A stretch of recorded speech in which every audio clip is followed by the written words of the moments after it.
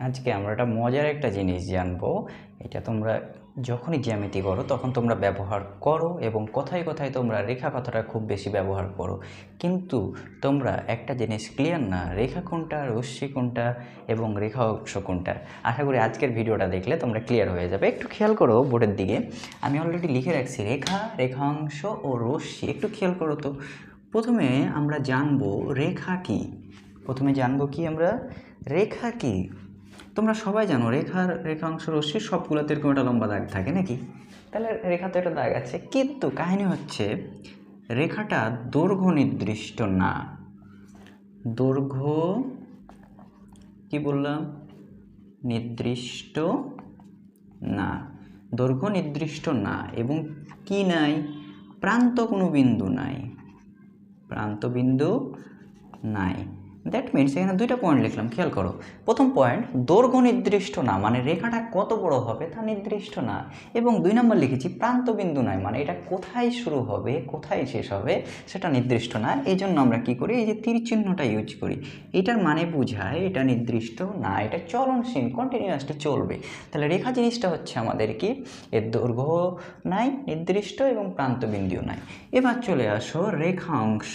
আচ্ছা, কথাটা শুনে কি মনে হয় বলো তো, রেখা অংশ। এটাকে একটু সন্ধি বিচ্ছেদ করো তো।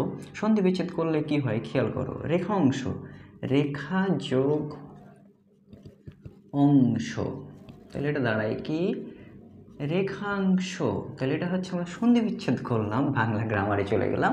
রেখা যোগ অংশ, রেখা অংশ।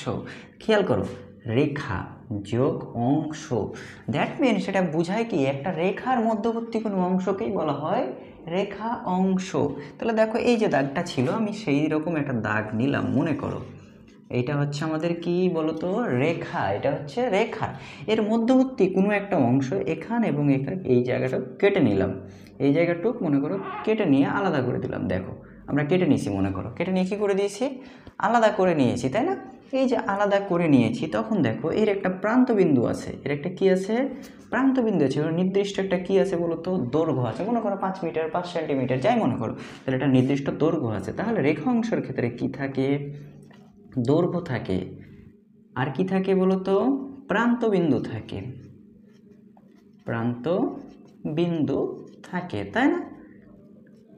তাহলে তোমরা রেখা এবং রেখা অংশ বুঝতে পেরে গেছো আশা করি। এবার দেখো আমাদের 3 নম্বর যে জিনিসটা আছে, এটা কি, রশ্মি। এটা কি, রশ্মি। রশ্মি জিনিসটা কি, রশ্মি জিনিসটা হচ্ছে, তাহলে আমি একটু পরিষ্কার করি। দেখো রশ্মি, এবার রশ্মির কথায় আসো। রশ্মির মানে হচ্ছে কি, এর শুরু থাকবে কিন্তু শেষ থাকবে না, মানে এর দৈর্ঘ্য নির্দিষ্ট নয় কিন্তু একটা প্রান্তবিন্দু থাকে। তাহলে রশ্মিটা হচ্ছে আসলে কেমন, মনে করো এই জায়গাটা, এখান থেকে আমি যাত্রা শুরু করলাম, মনে করো ঢাকা থেকে আমি রাজশাহী যাচ্ছি, তাই না? এই যে আমি বললাম কোথায়, ঢাকা, মনে করো কমলাপুর থেকে ট্রেনে উঠে আমি রাজশাহীর উদ্দেশ্যে যাত্রা করলাম। রাজশাহীর উদ্দেশ্যে যাত্রা করলাম, কোথায় নামবো তা কিন্তু না। রাস্তায় রাজশাহীর উদ্দেশ্যে যাত্রা মানে কিন্তু রাজশাহী বিভাগের মধ্যে যে কোনো জায়গায় হতে পারে। আমি যেখানে ইচ্ছা নামতে পারি, সিরাজগঞ্জ নামতে পারি, ঈশ্বরদী নামতে পারি, আবার চাঁপাইনবাবগঞ্জ গিয়ে নামতে পারি রাজশাহীর দিকে। তাহলে জাস্ট মনে করো রাজশাহীর দিকে যাচ্ছি। আচ্ছা, রাজশাহীর দিকে, রাজশাহীর দিকে। এই যে দিকে কথাটা মানে একটা তীর চিহ্ন, দিকে মানে তীর চিহ্ন। দ্যাট মিনস সেটা দাঁড়ালো শেষ পর্যন্ত কি, দেখো তো, দৈর্ঘ্য নির্দিষ্ট না। দৈর্ঘ্য নির্দিষ্ট না। এবং 2 নম্বরটা কি হচ্ছে, একটি প্রান্তবিন্দু আছে। কি বললাম, একটি প্রান্তবিন্দু আছে এবং একটি নাই। তাহলে আশা করি তোমরা ক্লিয়ার যে রেখা, রেখাংশ, রশ্মিটা কি। তাহলে রেখাটা হচ্ছে কি, যার নির্দিষ্ট দৈর্ঘ্য নাই এবং কোনো প্রান্তবিন্দুই নাই। রেখা অংশ কি, রেখার একটা কর্তিত অংশটাই হচ্ছে রেখা অংশ। দ্যাট মিনস এটার হচ্ছে প্রান্তবিন্দু আছে এবং এটা নির্দিষ্ট দৈর্ঘ্য আছে। রশ্মির ক্ষেত্রে হয় কি, এর একটি প্রান্তবিন্দু আছে এবং কোনো নির্দিষ্ট দৈর্ঘ্য নাই।